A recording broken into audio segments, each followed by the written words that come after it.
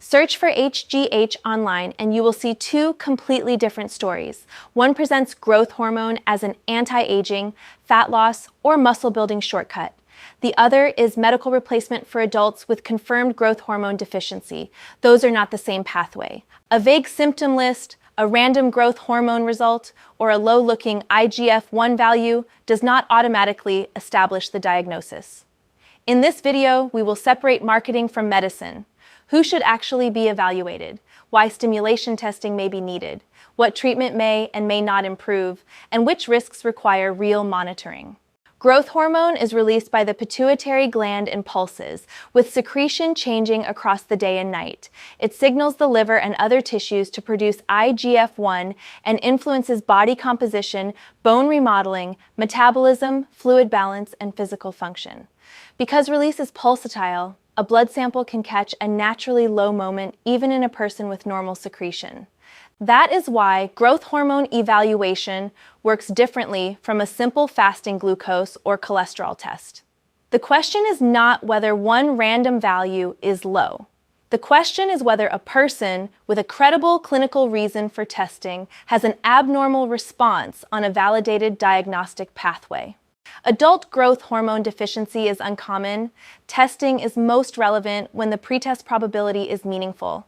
Known pituitary or hypothalamic disease, pituitary surgery, cranial irradiation, a documented childhood growth hormone disorder that requires adult reassessment, or other pituitary hormone deficiencies. Head injury and selected infiltrative, vascular, infectious, or autoimmune conditions may also create a reason for specialist evaluation.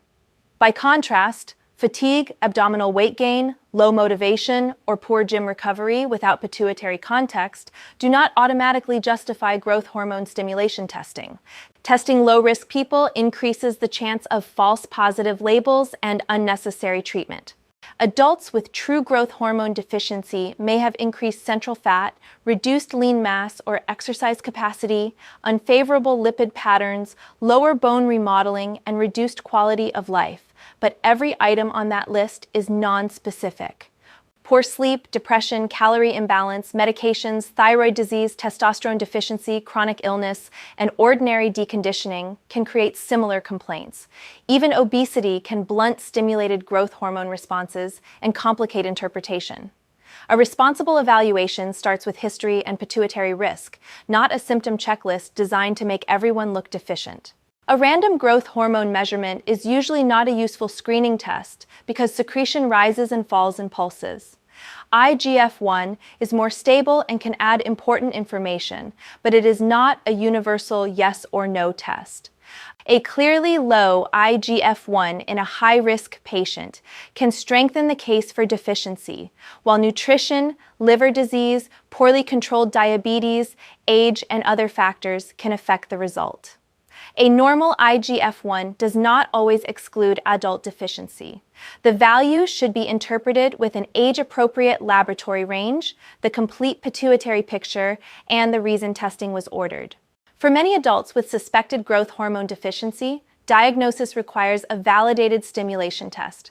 The insulin tolerance test is well established, but it deliberately creates hypoglycemia and must be performed by experienced teams.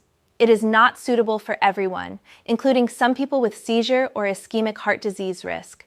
Depending on the patient, local expertise, and availability, clinicians may consider alternatives such as glucagon or macimorelin testing. The test-specific cutoff, assay, age, and body size all matter.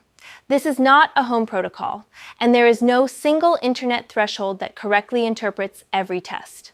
Prescription somatropin can be used as long-term replacement in adults with confirmed growth hormone deficiency when treatment is appropriate. That medical pathway begins with a credible cause, validated diagnosis, contraindication review, and follow-up plan. It should not be confused with generalized anti-aging, bodybuilding, or cosmetic use.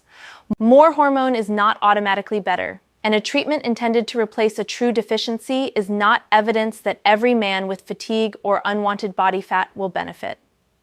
The goal is physiologic replacement for a diagnosed disorder, not chasing the highest IGF-1 number or a before and after promise. In appropriately selected adults with growth hormone deficiency, replacement may improve body composition, exercise capacity, skeletal integrity, and some quality of life measures. The largest clinical benefit is often seen in people with more severe deficiency and meaningful impairment. Results vary, take time, and do not replace nutrition, resistance training, sleep, or management of other hormone and metabolic conditions. Growth hormone is not a guaranteed weight loss medicine, and an increase in lean mass does not automatically translate into dramatic strength or athletic performance. A useful treatment decision compares realistic potential benefit with burden, cost, uncertainty, and risk. Growth hormone affects fluid balance and glucose metabolism, so treatment can cause edema, joint or muscle discomfort, numbness or carpal tunnel symptoms, and worsened glucose tolerance. Headache or visual symptoms require appropriate assessment because intracranial hypertension has been reported.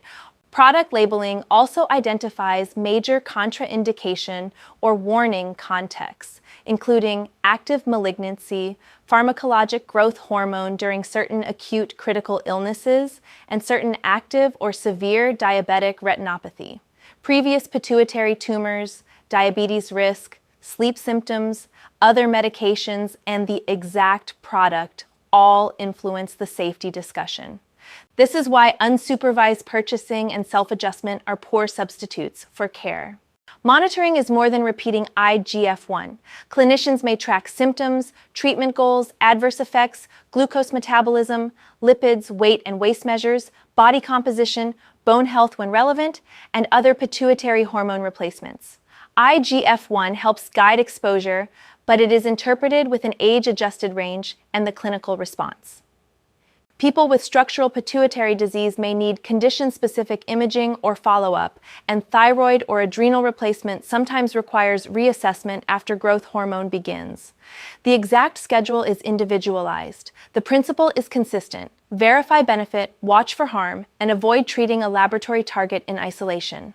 Bring the complete IGF-1 and growth hormone reports with units and reference ranges, not cropped screenshots. Include prior pituitary imaging, surgery or radiation records, childhood endocrine records, and a list of all hormone diagnoses. Note medications and supplements, diabetes or cancer history, headaches or visual symptoms, sleep concerns, body composition changes, and the timeline of your symptoms. Ask 4 questions. What makes my pretest probability high enough to test? Is a stimulation test necessary? Which test is appropriate, and how will body size affect interpretation? If deficiency is confirmed, what specific outcomes and safety markers will determine whether treatment is helping? The practical takeaway is simple. Adult growth hormone deficiency is real, but it is not diagnosed from fatigue, a random growth hormone value, or an online anti-aging promise. Start with pituitary risk and clinical context.